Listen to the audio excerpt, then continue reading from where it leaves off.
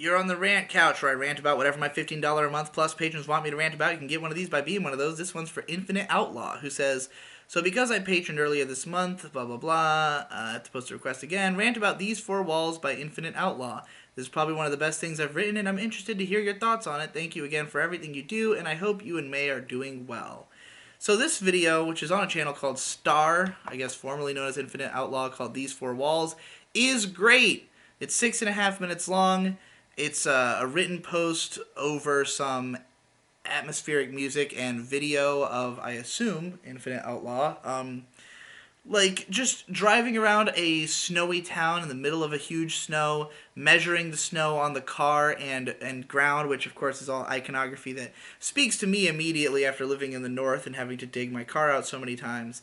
And right away, I was also drawn in by the fact that he says he was transferred 5 times to between 5 different states in the last year. I didn't really understand why, because there was this combination of this idea that he was seeking out rooms to stay in, as well as, I don't know, being forcibly transferred between these places and staying in hotels. Like, I don't know if Infinite Outlaw was living out of hotels, or if they were just like going between them. Not a lot of context was given other than to the fact that they were staying in hotels, which is interesting enough as it is. And basically, the discussion is about staying in this hotel that was in a very old building with a shitty old CRT TV playing a rerun, a marathon of South Park. And how by being trapped in that room and not really having anything else that they could do, it put them back into this feeling of how they felt back in 2005, living under similar circumstances. And the video goes on to talk about just the ways that, like, we feel differently as people because of all the social media and everything that we interact with these days, and how some of us, like, we decide to impose limitations on ourselves in those fields specifically to get back to a feeling that we remember having. And just changing the overall way that our brain feels by reverting to something before. And I mean, that's kind of what nostalgia is. This video, in a way, reads as somebody kind of discovering nostalgia for the first time as a very young person.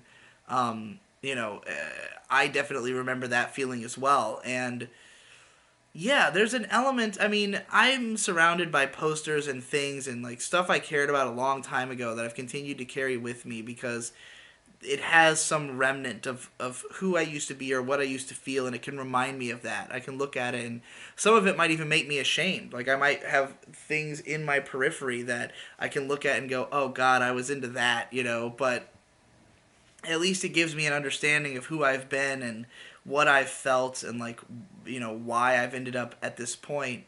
And I'm somebody who tries to be, like, very in control of my current mood, I don't fall into a lot of rhythms. I don't find myself in a position where it's like I do the same thing day in and day out. Today, I think I've checked social media once just because. Like, I just haven't been at my desk, like, I've been on the couch. And the reason I've been on the couch is that, like, I've been in a particular headspace where it's like I don't feel like going into the office. I don't feel like I don't feel that level of, like, activity of, like, facing, like, leaning forward and, like, being in your nose in the work. I've had this more pulled back, like, my body kind of hurts. I'm not really in the mood to do anything. I just want to chill on this couch and sort of passively allow things to happen to me, which is funny because there is no television in my house. I don't have cable. So, like, my version of that is actually going to the YouTube homepage and clicking on things that are suggested to me, and, like, watching a bunch of fucking videos about the Sega Saturn or whatever.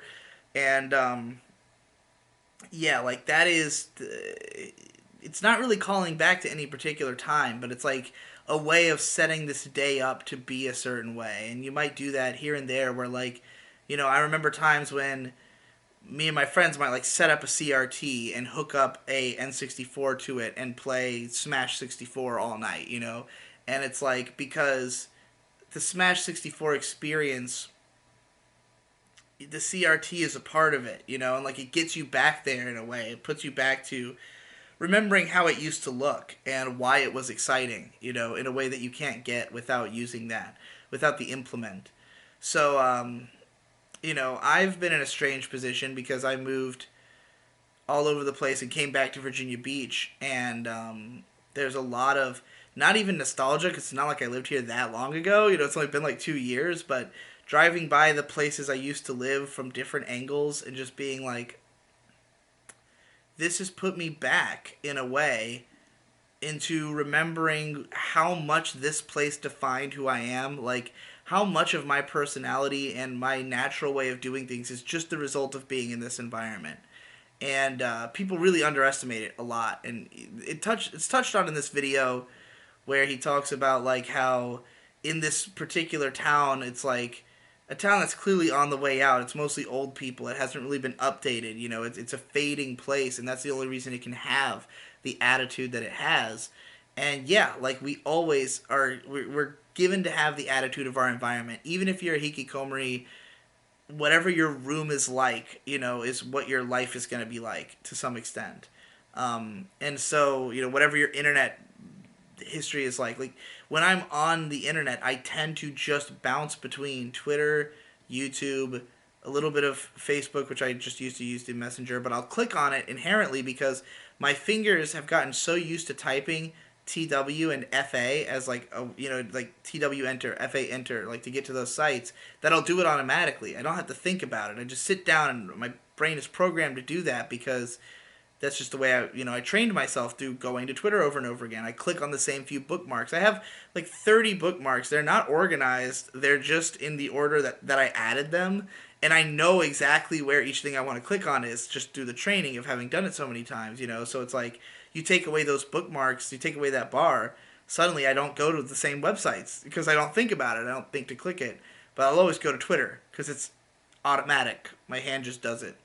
So like yeah, I definitely think that your setup, your surroundings, your mood, all of those things factor into like who am I today, and you can recreate circumstances to an extent. It'll never be exactly the same because you're older and you're different and you've experienced everything that you've experienced since then, but you can get back a little taste of it.